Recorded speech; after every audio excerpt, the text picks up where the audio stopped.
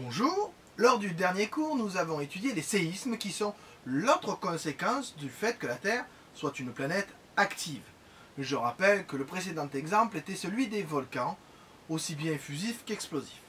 Nous avons vu sur une vidéo, effectivement pour un séisme, que ces séismes, ces tremblements de terre correspondaient à des vibrations du sous-sol. Imaginons un peu, par exemple, un verre que l'on fasse trembler, l'eau à l'intérieur se mettrait à bouger. C'est d'ailleurs ce que va nous montrer la vidéo suivante, mais avec quelque chose d'un peu plus grand qu'un verre. Vous allez voir.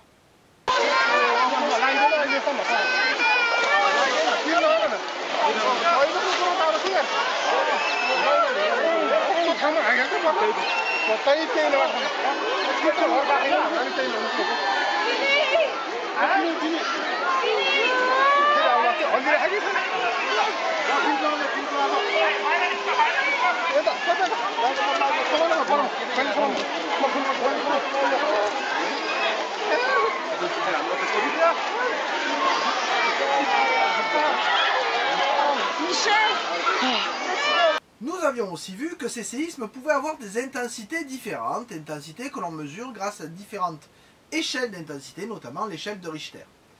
Suivant leur intensité et suivant l'endroit où se passe le séisme, les dégâts ne seront évidemment pas les mêmes. Un séisme dans une ville ou un séisme en pleine nature ne provoquera pas les mêmes conséquences.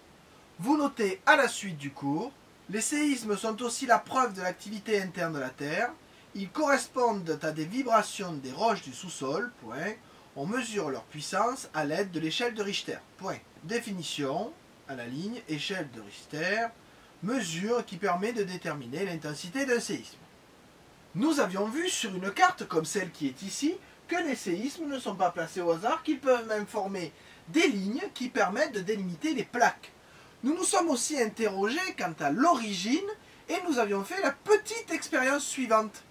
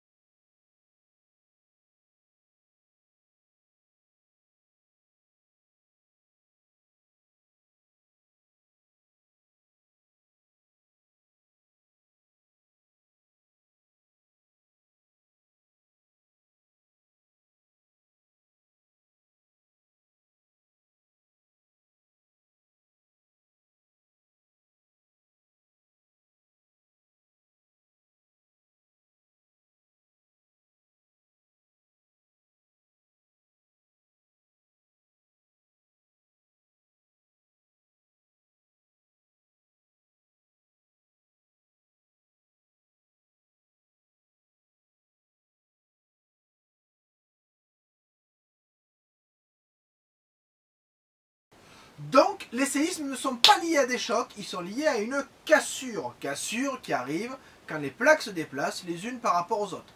Ces cassures vont finir par provoquer des vibrations dans la roche du sous-sol, vibrations qui vont se propager dans le sous-sol jusqu'à arriver en surface, et là faire vibrer ce qui se trouve en surface, soit des constructions, soit une piscine par exemple, soit rien du tout si le lieu n'est pas habité.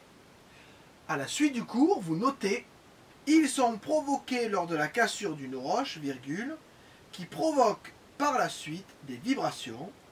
Ces vibrations se propagent dans les roches solides en s'amortissant. Sautez une ligne. Séismes et volcans sont les conséquences du mouvement des plaques. Définition, plaques tectoniques, ensemble de roches rigides qui se déplacent à la surface de la Terre. Leurs limites sont montrées par les séismes et les volcans.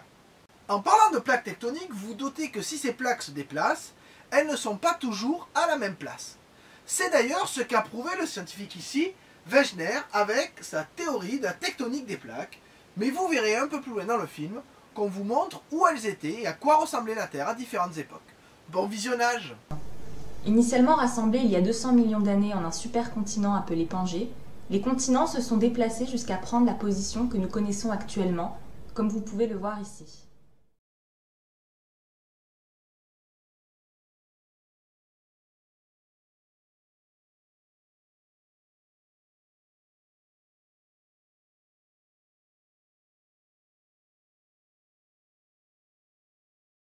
Nous pouvons maintenant nous demander sur quelles observations Wegener s'est appuyé pour construire ce modèle. Tout d'abord, les scientifiques avaient depuis longtemps remarqué la complémentarité des côtes entre l'ouest de l'Afrique et l'est de l'Amérique du Sud. Wegener explique cette complémentarité par le fait que ces deux continents s'emboîtaient il y a plusieurs centaines de millions d'années pour n'en former qu'un seul, comme vous pouvez le voir ici. Le second argument apporté par Wegener est le fait que l'on retrouve des fossiles similaires sur des continents différents. Il est peu probable, voire impossible, que les animaux aient pu se déplacer d'un continent à l'autre, avec la disposition actuelle qu'ils prennent. Par contre, quand ceux-ci sont rassemblés à la façon de Wegener, les zones de répartition des fossiles coïncident. Le troisième type d'argument apporté par Wegener est le fait que les géologues aient identifié des traces d'anciens glaciers dans des régions équatoriales actuelles. Ils ont alors pensé que celles-ci étaient issues d'une époque où toute la Terre était recouverte de glace. Pourtant, ils n'ont réussi à trouver aucune autre trace de glacier en dehors de celle indiquée ici. Wegener, quant à lui, explique cela par le fait que tous ces anciens glaciers se réunissaient autrefois au pôle sud pour former une seule et unique calotte. Comme pour les glaciers, on retrouve à plusieurs endroits d'anciens restes de chaînes de montagnes. Quand on rassemble les continents, comme le propose Wegener, les anciennes chaînes de montagnes se réunissent pour n'en former qu'une seule, qui faisait environ la taille de l'Himalaya actuel. Bien, et bien j'espère que grâce à ces exemples, volcan lors de la dernière séance, séisme aujourd'hui et mouvement des plaques, vous avez compris pourquoi on disait que la Terre était une planète active. Sur ce, je vous dis apprenez bien vos leçons et à bientôt.